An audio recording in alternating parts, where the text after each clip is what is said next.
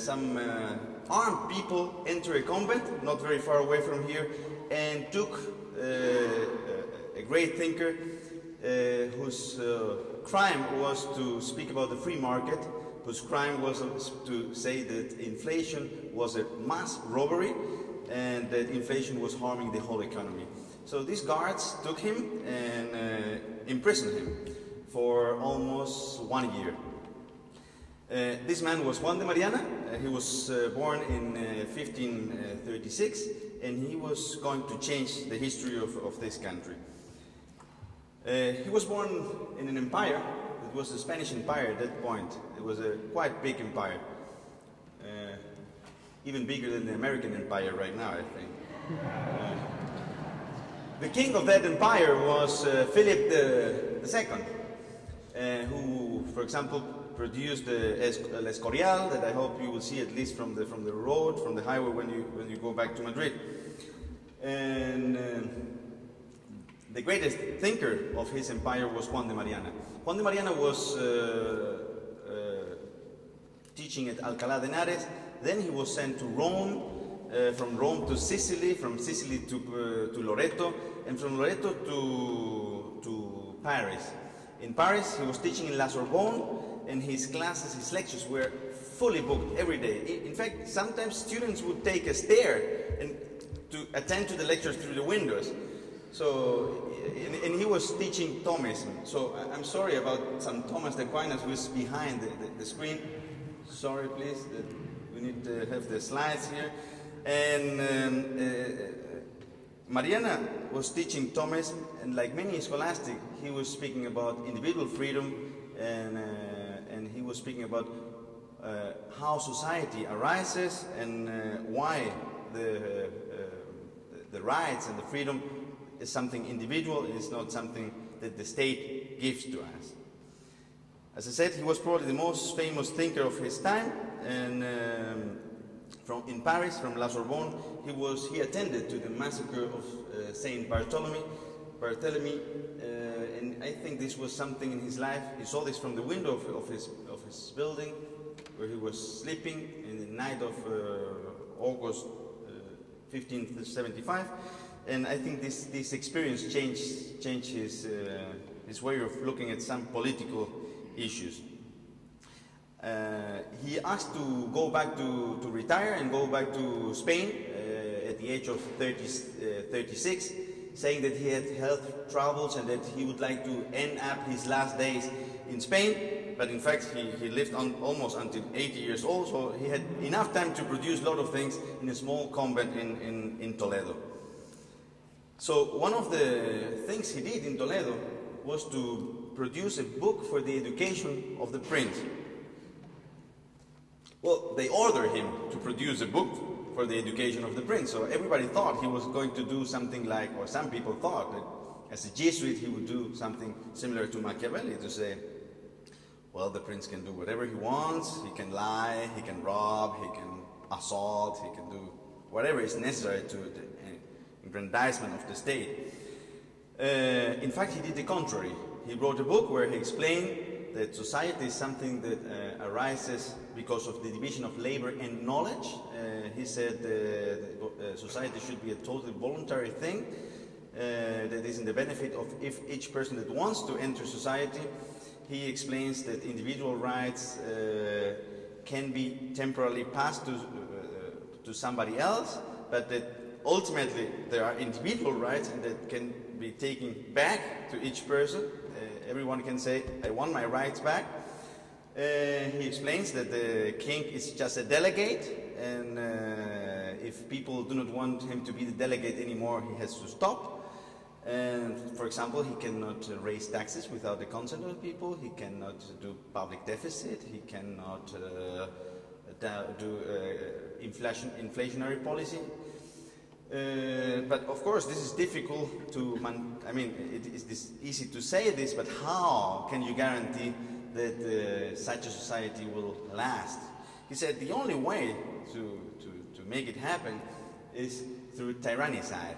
Only if the people have the right to really maintain those rights, and the only way will be to be able to kill the king that takes over the rights of the people.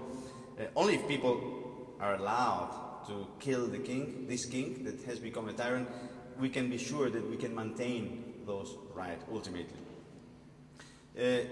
He was not very polemic because of this doctrine, because this doctrine was accepted everywhere in Europe at that point. This was a very accepted doctrine. The only small change he did in the doctrine is that he said that it's not something that the society as a whole can do, it's just each individual can do this, because each individual is the owner of the rights, so each individual can kill whoever is taking the rights away. So he thought this was the only way to guarantee that the society will respect individual rights. The book was written for Prince Philip III, the son of Philip II. And by the time the book was published, it took a long time to go through the whole process of getting the license. By the time the book was published, Prince Philip was not anymore prince, he was the king. A few months before the book was finally published, he was the king of Spain. And the king, he had great ideas about what to do with this empire. And he chose an advisor that would allow him to do a lot of things. He chose an advisor that told him that everything could be done. Everything could be done. The only thing was required was flexibility in the monetary policy. This was the only thing necessary. So, well, Velázquez painted his advisor in a different way, and he called him the Duke of Lerma. And they had great plans for this country, great plans for Spain. So the time that Philip III reigned this country was a time of war, was a time where the Spanish Empire had a lot of wars, all financed by his advisor. It was a time with a huge public deficit, where they somehow managed to please everyone, and it was a time of inflation.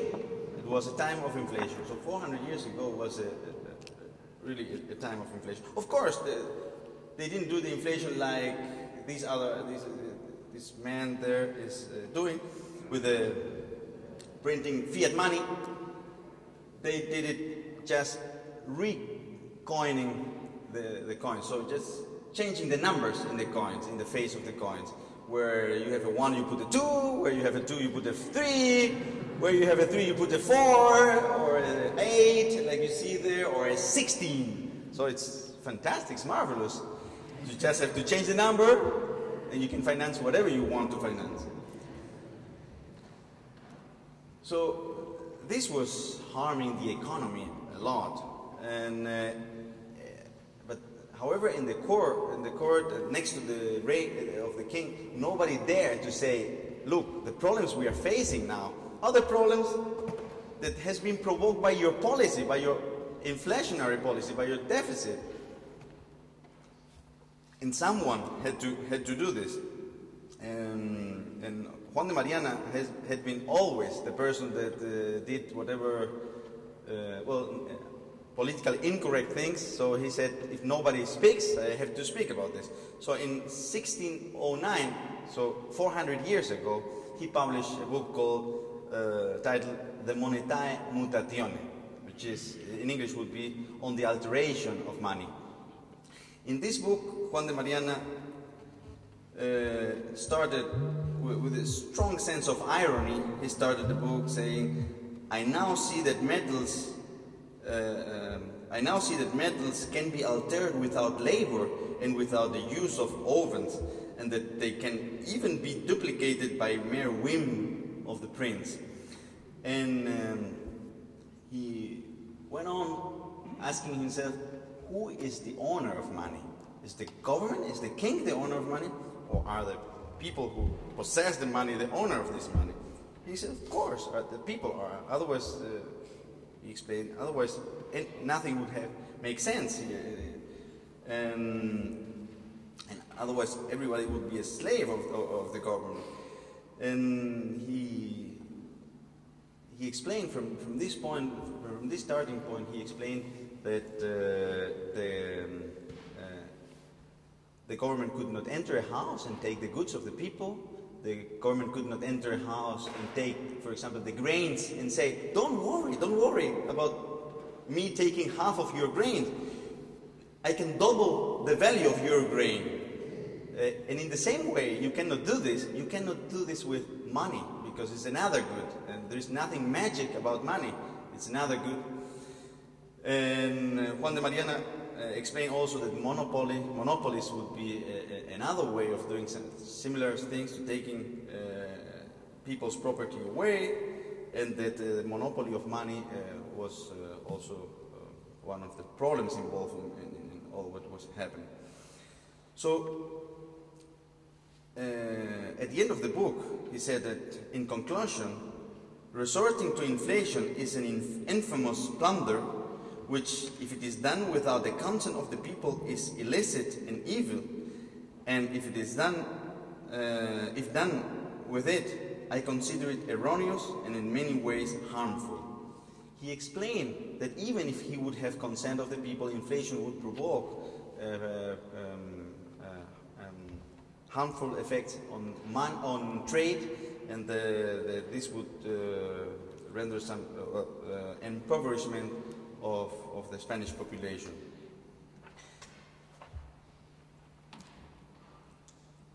His solution to the crisis that Spain was facing was stop the inflationary policies. He said, we have to stop this policy. Like Mises would say many years later, when he was asked how to stop the hyperinflation, he said, do you listen to this noise? The printing press? Stop it. Well, Juan de Mariana would say something very similar. He said, stop the wars that Spain has outside the country. And he said, stop the public deficit. Stop it. This is the way to go out of the recession. This is the way to go out of the crisis we are facing. Stop the bailouts. Well, he didn't call it bailouts, but stop all this help coming from the government and helping concrete companies. So, as you can imagine, the Duke didn't like it at all. The Duke was very upset with what Juan de Mariana was saying, because first he was explaining what inflation was about. Second, he was saying, now that you understand what inflation is, this is a mass robbery. And he was calling robber to the person who was doing it, so to the Duke. And third,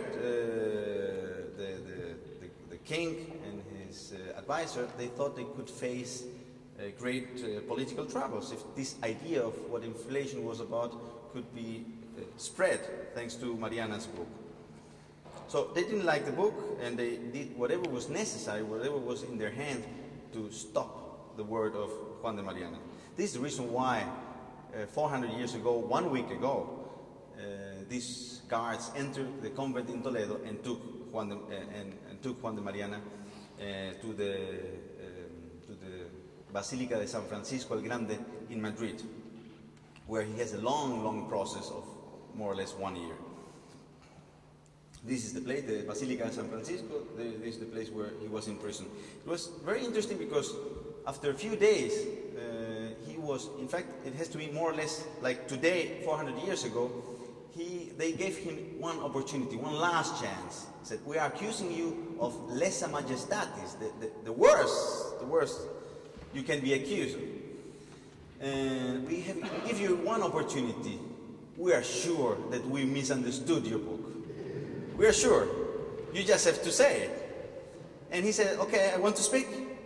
And he went to speak, and he said, what you understood is exactly what I wanted to say. You are not allowed to do inflation, to commit inflation. You are not allowed to do this. This is rob, and you are breaking the law. And as Bastiat would say, the law with capitals. So, fortunately enough, and as Murray Rothbard says in his History of Economic Thought, at that point we have balance of power. We have several institutions that were powerful, so that none of them could be the only one with monopolizing all the power. And after 1 year, even if the king was trying to condemn him, they couldn't condemn him because the church, the Pope, well, in Rome, they said, okay, you can hang him if you want, but first you have to demonstrate that what he's saying about inflation is wrong. So the king said, release him immediately. We don't want to have a debate over this. The last thing we want is to have a debate over inflation with this guy that is explaining all the thing, what is happening. So he was released without an official release. He was just released by the back door. He was 73 years old. You have to understand that this man, when he was captured, he was 73 years old. He was the first writer of the history of Spain, and in fact the only history of Spain that we had for 270 years. So he was a great person, and he was in prison because of explaining what inflation was about. Fortunately enough, well, he was very depressed because all his friends, most of his friends, almost all his friends left him during the year he was in prison. Nobody defended him, and he found himself very alone, and he was very depressed. So after, he didn't want to do any public comment and any public new book, only reprint of his many books after he was released. But he had several followers in Spain that carry on his work. But also his work was carried on by other people in other countries. And his work and the work of the scholastic, because the work of Mariana is in fact one of the final works of the scholastic. Mariana read everyone before him, also the classics. He read everyone, and it was sort of final production of the scholastic thinkers. As Rothbard says, probably the most libertarian of all of them. And Mariana's and also Suarez and other scholastic work was carried on by people like Leonardo Lesio, who was probably the last schoolman, the last scholastic author that wrote about these ideas. He brought these ideas to the Netherlands or to Holland. From him, Hugo Grocio took it, and from Hugo Grotius, you have Pfaffendorf in Germany or Hutchinson. But staying at the continent, you have people like Turgot, you have people like Galliani or Condillac.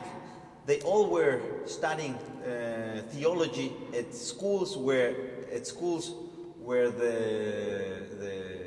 the Jesuits' teaching had to be learned. They all knew about Juan de Mariana. They all had books of Juan de Mariana, especially Turgot. Turgot had several books of Juan de Mariana in his library. And these authors that knew each other carry on that work and brought it to a higher level, certainly. Also John Locke. Here you have the picture of a book owned by John Locke and with a book on money by Juan de Mariana. So also John Locke, he never mentioned Juan de Mariana, but he had Juan de Mariana's book. And in fact, you read John Locke, and in many passages it reminds to Juan de Mariana's passages. And from John Locke, of course, as Guido Hülsmann correctly was saying, we have Adam Smith that was carrying on the work of the scholastic. And in many sense, you can say that Adam Smith was a follower of the scholastic in many sense. Of course, he was brought in the theory of value, of course, but he was following the scholastic in many other respects.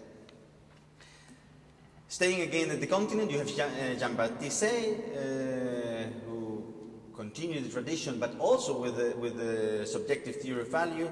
You have in Germany a very interesting author, Gottlieb Huffeland, who brought many of those ideas to Germany, and he was probably the first author of the Gebrauchswertschule in Germany. You have, of course, Roscher, who was Menger's sort of teacher. It was the person who Menger dedicated his principles of economics, and those ideas came through the continent and also through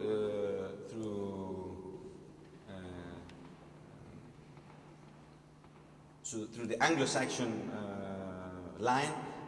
In both forms, it came to the Austrian school.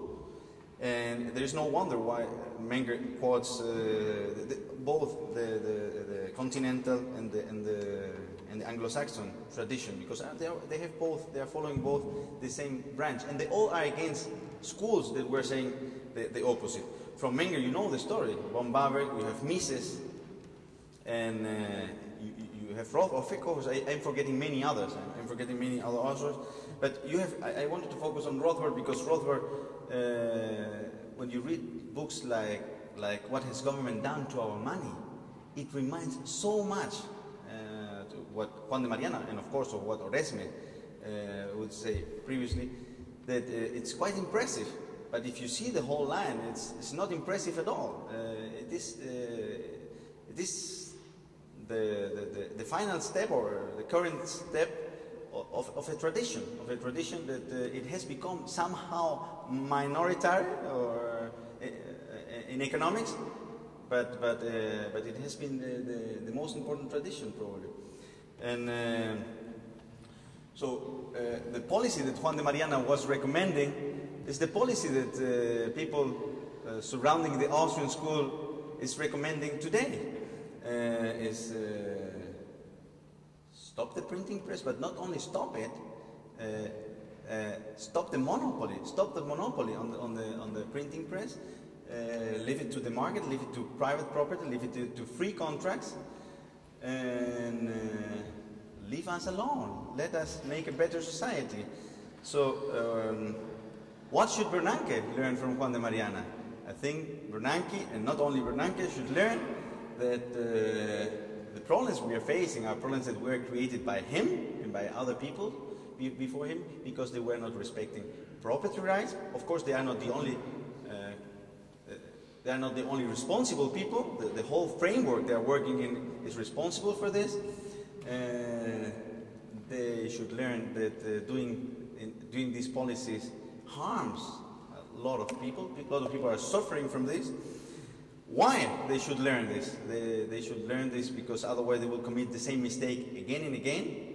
And how they should learn it? They should learn it. Listen to the Austrian School of Economics, that is the follower of this great tradition. Thank you very much.